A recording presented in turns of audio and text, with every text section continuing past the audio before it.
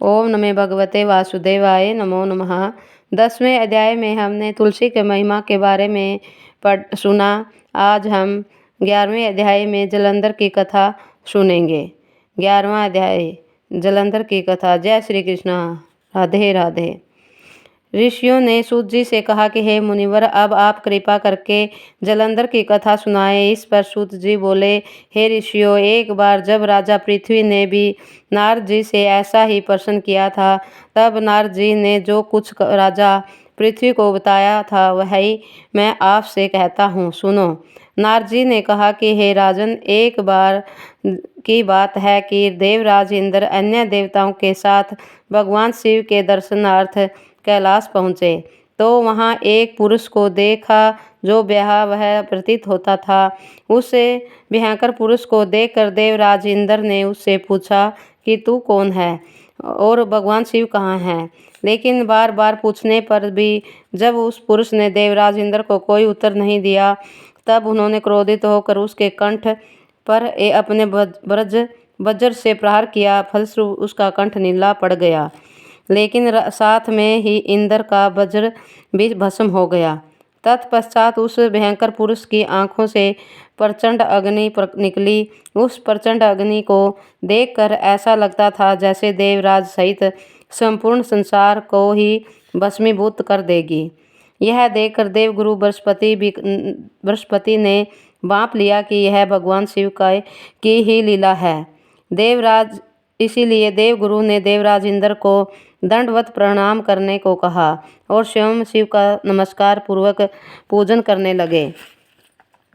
नारद जी ने कहा कि हे राजन, देवगुरु की स्तुति को सुनकर भगवान शिव ने उस प्रचंड अग्नि को स्थिर कर दिया और बोले कि हे देवताओं, मैं तुम्हारी स्तुति से प्रसन्न हूँ, अतः मुझसे वर मांगो। मैं देवराज इंद्र को जीवन दान देता हूँ और हे देवगुरु, आप जीव नाम से प्रसिद्ध हो पाओगे। अब बृहस्पति जी ने कहा कि हे देवादिदेव महादेव, यदि आप मुझ पर प्रसन्न हैं तो देवराज इंद्र की रक्षा करें, साथ ही सृष्टि को तपा देने वाली इस प्रचंड अग्नि को शांत करें। शिव जी बोले कि हे देवगुरु, यह प्रचंड अग्नि अब वापस नेत्रों में नहीं जा सकती, अतः इसे दूर फेंक देने के में ही सबका भला है। इतना कहकर भगवान शिव ने उसे प्रचंड अग्नि को हाथ में लिया और समुद्र की ओर बहुत दूर फेंक दिया। यह प्रचंड अग्नि गंगा सागर में जा गिरी और बालक रूप में प्रवृत्त होकर रुदन करने लगी। उसके रुदन का स्वर इतना भीषण था कि पृथ्वी कांपने लगी और सातों लोकों में सन्नाटा छा गया। उस भीषण रुदन को सुनकर ब्रह्मा जी वहां पहुंचे और समुद्र की गोद में एक बालक को रोते देखकर आश्चर्यचकित रह गए। उस समय समुद्र ने उनका भी वादन किया और ब्रह्मा जी ने आश्चर्यपूर्वक पूछा कि हे समुद्र, यह बालक कौन है। तब समुद्र ने बालक ब्रह्मा जी को दे दिया और बोला कि हे प्रजापति, यह बालक मेरा है जो गंगा से उत्पन्न हुआ है। अब आप ही इसका नामकरण करें। प्रजापति ब्रह्मा जी की गोद में जाते ही उस बालक ने उनकी दाढ़ी नोच दी।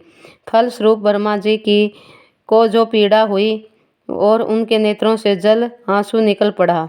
फिर उन्होंने उस बालक के हाथ से अपनी दाढ़ी छुड़ा कर कहा कि इस बालक ने मेरे नेत्रों से जल निकाला है, अतः इसका नाम जलंधर होगा। इसे भगवान शिव के अतिरिक्त अन्य कोई भी नहीं मार सकेगा, क्योंकि इसकी उत्पत्ति शिव के ही अंश से हुई है। यह सुन शीघ्र ही युवा हो जाएगा। ब्रह्मा जी के कथन अनुसार वह बालक देखते ही देखते युवा हो गया। तब ब्रह्मा जी ने दैत्यगुरु शुक्राचार्य को बुलाकर उस बालक का राज्य अभिषेक करवाया और स्वयं लोप हो गए। तत्पश्चात समुद्र ने काल नेमी की परम सुंदरी कन्या वृंदा से जलंधर का विवाह कर दिया। वृंदा पतिव्रता थी। जलंधर और वृंदा के साथ प्रसन्नतापूर्वक रहने लगे। वृंदा अपने पति जलंधर को नारायण रूप समझकर तन मन से उसकी सेवा किया करती थी। ओम नमः भगवते वासुदेवाय नमो नमः। 11वां अध्याय समापन। जय श्री कृष्ण। राधे राधे।